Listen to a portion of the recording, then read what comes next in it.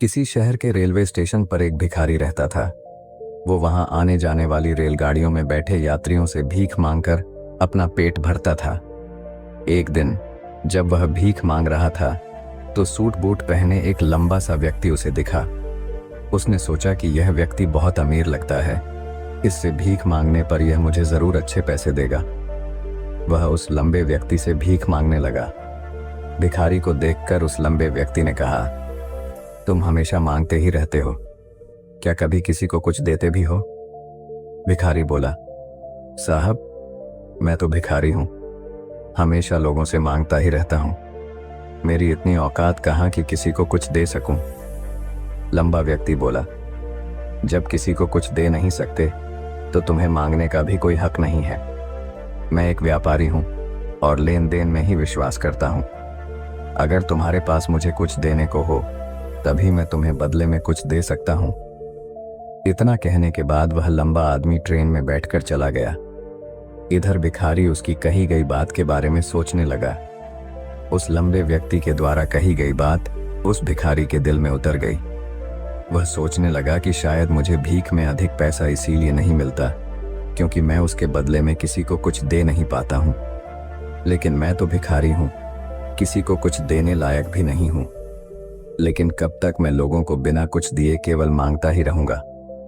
बहुत सोचने के बाद उस भिखारी ने निर्णय किया कि जो भी व्यक्ति उसे भीख देगा उसके बदले में वह भी उस व्यक्ति को कुछ जरूर देगा। लेकिन अब उसके दिमाग में यह प्रश्न चल रहा था कि वह खुद भिखारी है तो भीख के बदले में वह दूसरों को क्या दे सकता है।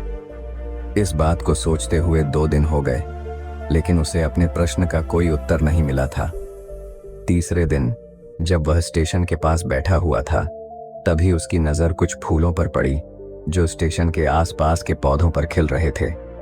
उसने सोचा, क्यों ना मैं लोगों को भीख के बदले कुछ फूल दे दिया करूं। उसको अपना यह विचार अच्छा लगा और उसने वहां से कुछ फूल तोड़ लिए। अब वह ट्रेन में भीख मांगने पहुंचा। अब जब भी कोई उसे भीख देता तो उसके बदले में वह भीख देने वाले को कुछ फूल दे देता। उन फूलों को लोग खुश होकर अपने पास रख लेते थे। अब भिखारी रोज फूल तोड़ता और भीख के बदले में उन फूलों को लोगों में बांट देता था। कुछ ही दिनों में उसने महसूस किया कि अब उसे बहुत अधिक लोग भीख देने लगे हैं। वह स्टेशन के पास के सभी फूलों को तोड़ लाता था। जब तक उसके पास फूल रहते थे तब तक उसे बहुत से लोग भीख देते थे, लेकिन जब फूल बांटते बांटते खत्म हो जाते तो उसे भीख भी नहीं मिलती थी। अब रोज ऐसा ही चलता रहा। एक दिन जब वह भीख मांग रहा था तो उसने देखा कि वही लंबा व्यक्ति ट्रेन में बैठा है जिसकी वजह से उसे भीख के बदले फूल देने की प्रेरणा मिली थी। वह तुरंत उस व्यक्ति के पास पहुंच गया और भीख मांगते हुए बोला, आज मेरे पास आपको देने के लिए कुछ फूल हैं, आप मुझे भीख दीजिए तो बदले में मैं आपको कुछ फूल दूंगा। उस लंबे व्यक्ति ने उसे भीख के रूप में कुछ पैसे दे दिए और भिखारी ने कुछ फूल उसे दे दिए। उस लंबे व्यक्ति को यह बात बहुत पसंद आई। वह बोला, वाह क्या बात है, आज तुम भी मेरी तरह एक व्यापारी बन गए हो। इतना कहकर फूल लेकर वह लंबा व्यक्ति अपने स्टेशन पर उतर गया। लेकिन उस लंबे व्यक्ति द्वारा कही गई बात एक बार फिर से उस भिखारी के दिल में उतर गई। वह बार बार उस लंबे व्यक्ति के द्वारा कही गई बात के बारे में सोचने लगा और बहुत खुश होने लगा। उसकी आंखें अब चमकने लगीं। उसे लगने लगा कि अब उसके हाथ सफलता की वह चाबी लग गई है जिसके द्वारा वह अपने जीवन को बदल सकता है। वह तुरंत ट्रेन से नीचे उतरा और उत्साहित होकर बहुत तेज आवाज में ऊपर आसमान की तरफ देखकर बोला, मैं भिखारी नहीं हूं, मैं तो एक व्यापारी हूं, मैं भी अमीर बन सकता हूं। लोगों ने उसे देखा तो सोचा कि शायद यह भिखारी पागल हो गया है और अगले दिन से वह भिखारी उस स्टेशन पर फिर कभी नहीं दिखा। लेकिन 6 महीने बाद इसी स्टेशन पर 2 व्यक्ति सूट बूट पहने हुए यात्रा कर रहे थे।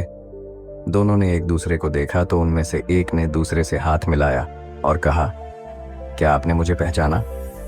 दूसरा व्यक्ति बोला, नहीं, क्योंकि मेरे हिसाब से हम लोग पहली बार मिल रहे हैं।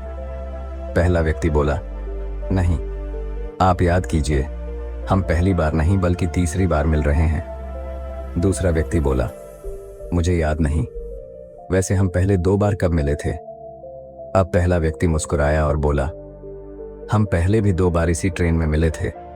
मैं वही भिखारी हूं जिसको आपने पहली मुलाकात में बताया कि मुझे जीवन में क्या करना चाहिए, और दूसरी मुलाकात में बताया कि मैं वास्तव में कौन हूं। दूसरा व्यक्ति मुस्कुराया और अचंभित होते हुए बोला, ओह, याद आया, तुम वही भिखारी हो जिसे मैंने एक बार भीख देने से मना कर दिया था और दूसरी बार मैंने तुमसे कुछ फूल खरीदे थे। लेकिन आज तुम ये सूट बूट में कहाँ जा रहे हो और आजकल क्या कर रहे हो? तब पहला व्यक्ति बोला, हाँ, मैं वही भिखारी हूं, लेकिन आज मैं फूलों का एक बहुत बड़ा व्यापारी हूं और इसी व्यापार के काम से ही दूसरे शहर जा रहा हूं। कुछ देर रुकने के बाद वह फिर बोला, आपने मुझे पहली मुलाकात में प्रकृति का वह नियम बताया था जिसके अनुसार हमें तभी कुछ मिलता है जब हम कुछ देते हैं। लेन देन का यह नियम वास्तव में काम करता है। मैंने यह बहुत अच्छी तरह महसूस किया है, लेकिन मैं खुद को हमेशा भिखारी ही समझता रहा। इससे ऊपर उठकर मैंने कभी सोचा ही नहीं। और जब आपसे मेरी दूसरी मुलाकात हुई तब आपने मुझे बताया कि मैं एक व्यापारी बन चुका हूं। अब मैं समझ चुका था कि मैं वास्तव में एक भिखारी नहीं बल्कि व्यापारी बन चुका हूं। मैंने समझ लिया था कि लोग मुझे इतनी भीख क्यों दे रहे हैं, क्योंकि वह मुझे भीख नहीं दे रहे थे बल्कि उन फूलों का मूल्य चुका रहे थे। सभी लोग मेरे फूल खरीद रहे थे क्योंकि इससे सस्ते फूल उन्हें कहाँ मिलते। मैं लोगों की नज़रों में एक छोटा व्यापारी था, लेकिन मैं अपनी नज़रों में एक भिखारी ही था। आपके बताने पर मुझे समझ आ गया कि मैं एक छोटा व्यापारी हूँ। मैंने ट्रेन में फूल बांटने से जो पैसे इकट्ठे किए थे उनसे बहुत से फूल खरीदे और फूलों का व्यापारी बन गया। यहाँ के लोगों को फूल बहुत पसंद है और उनकी इसी पसंद ने मुझे आज फूलों का एक बहुत बड़ा व्यापारी बना दिया। दोनों व्यापारी अब खुश थे और स्टेशन आने पर साथ उतरे और अपने अपने व्यापार की बात करते हुए आगे बढ़ गए। दोस्तों, इस कहानी से हमें बहुत कुछ सीखने को मिलता है।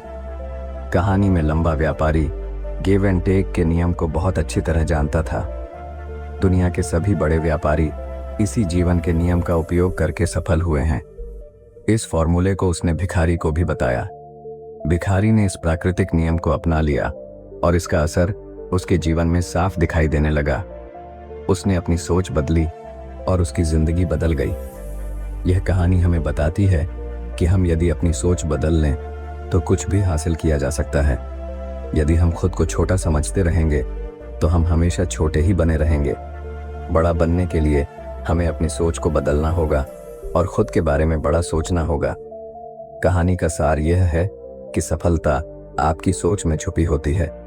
खुद का आत्मसम्मान जगाइए, अपनी सोच को बड़ा बनाइए और देखिए कैसे आप सफलता के शिखर पर पहुंच जाते हैं।